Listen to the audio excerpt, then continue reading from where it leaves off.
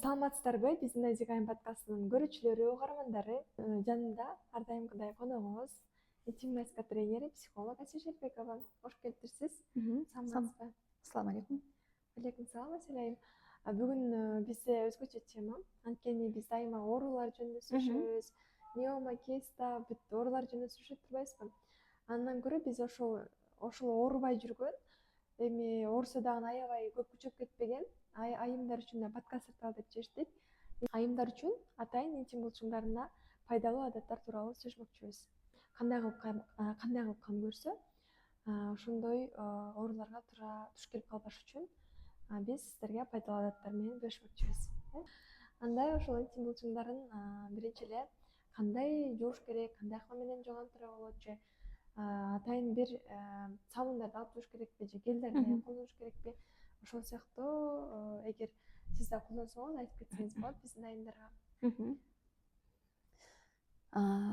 Негизи гигиена боюнча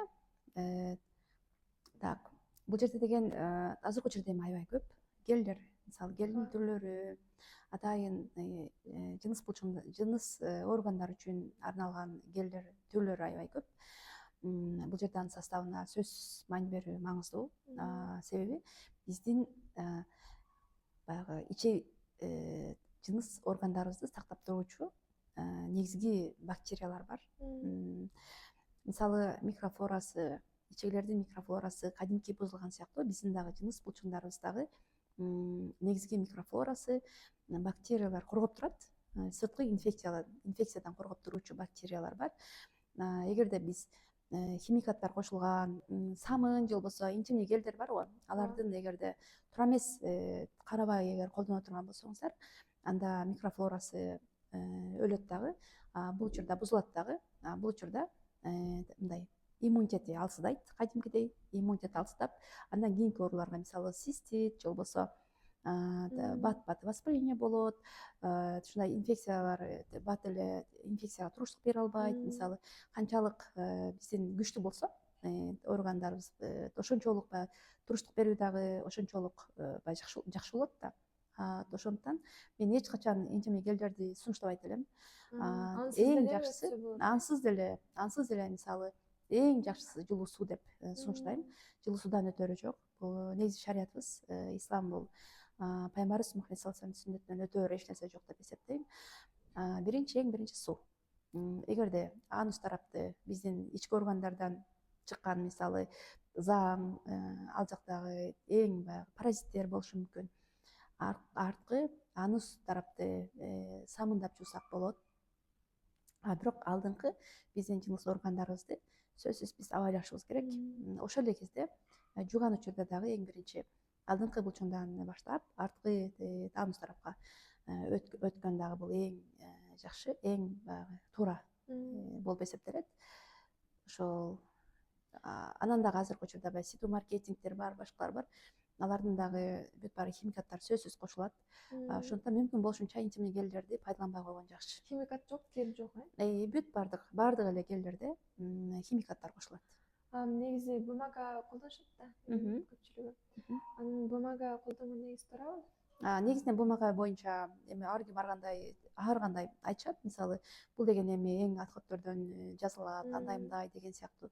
Бирок ал баары кайнатылат. Кайнатылгандан кийин бүт баардык инфекциялар бүт баары өлтүрүлөт. Бул өтө чоң мындай аны талкуулай турган нерсе катары эсептебейм. Себеби ал кандай болсо дагы ал кайнатылып жасалгандан кийин ал кандай болсо дагы тазаланылат. Түшүнүктүү. Негизи ошол интим булчуңдары ылдыйга түшүп кетпеш үчүн, жакшы сакташ үчүн, өз калыбында болуш үчүн ар киши кандай адаттарды жашоосунда колдонушу керек? Ошол боюнча айтсаңыз. Эң негизги адаттар булчуңдарга керектүү же болбосо булчуңдардын сапаттуу болушу үчүн эң негизги адаттар бул эң бир денебизден, физиологиядан башталат. Эң биринчи уйку бизде өтө чоң ролду ойнойт. Уйку нормада болбогондо бизде гормондор бузулат. Эң негизги мелатонин гормон бул биздин иммунитетке жооп берген гормон. Иммунитетке жооп берген эң негизги мелатонин гормон. Ал саат 10дон баштап 2ге чейин ал иштейт. Бул деген бүткүл биздин иммунитетке, булчуңдарга жооп берген гормон болгондуктан бул түзмө түз уйку биринчи орунда турат. Убагында уктабаганын аркасында булчуңдарга эмес, даже ички органдардын иштөөсү дагы бузулат. Өт уйку эздин бузулуусу, сахардын диабет деген оорулар дагы кечки уйкуну уктабагандан, эртең мененки тамактануу болбогондон, убагында тамактануу, эртең мененки 7-ден 9-га чейинки тамактануу болбогондон пайда болот.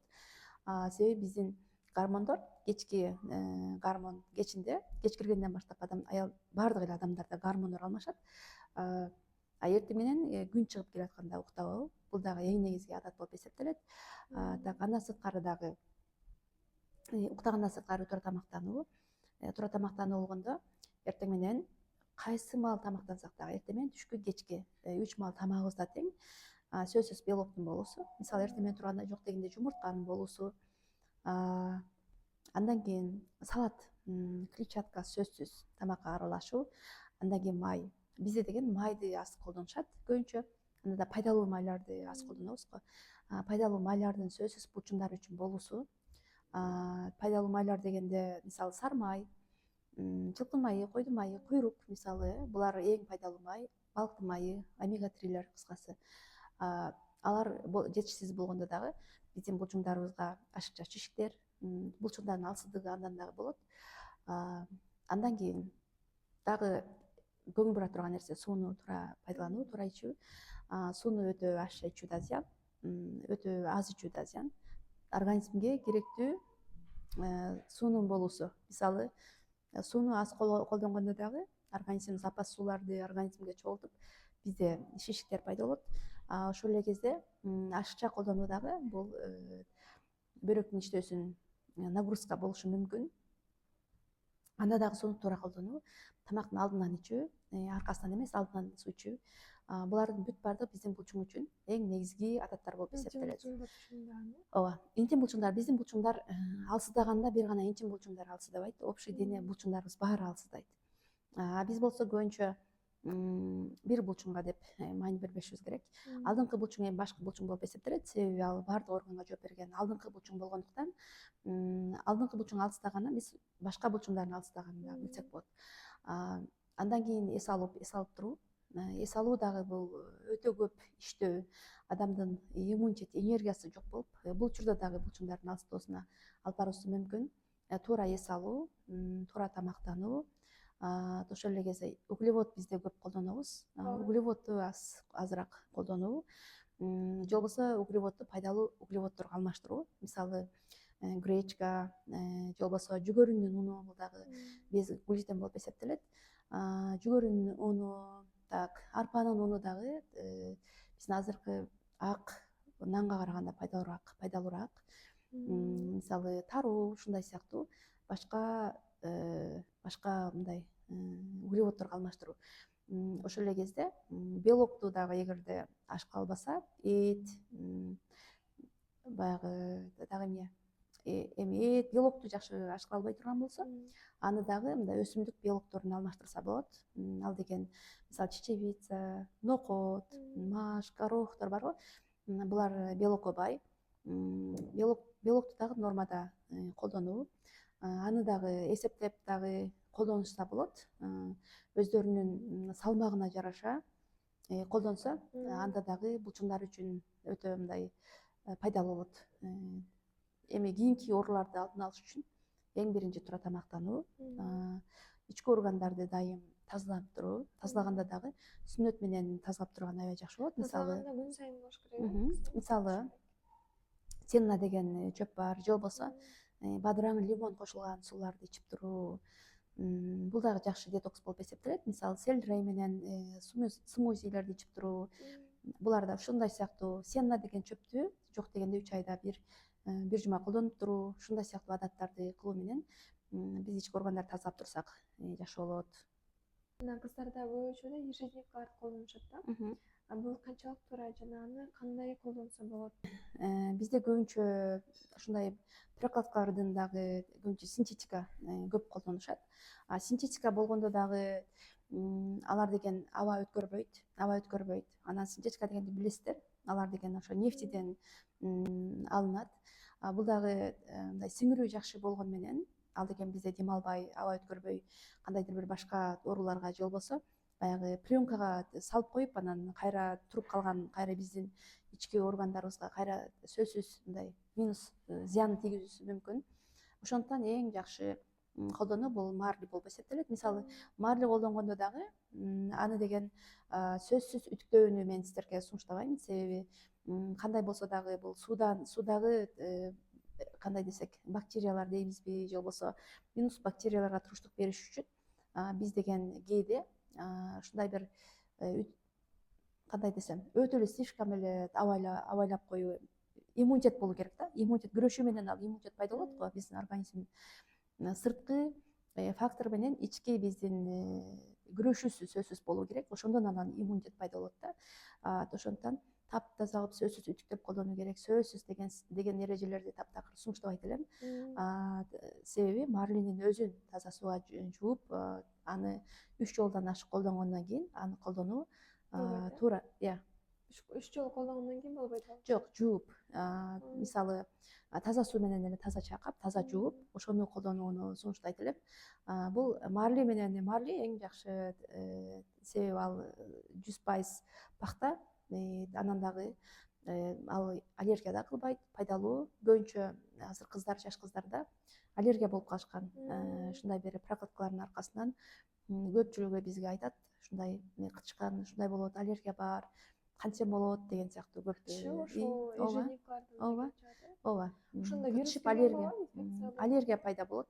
Бул дагы эми иммунитетинен түшүп кеткени деп айтсак болот биринчиден.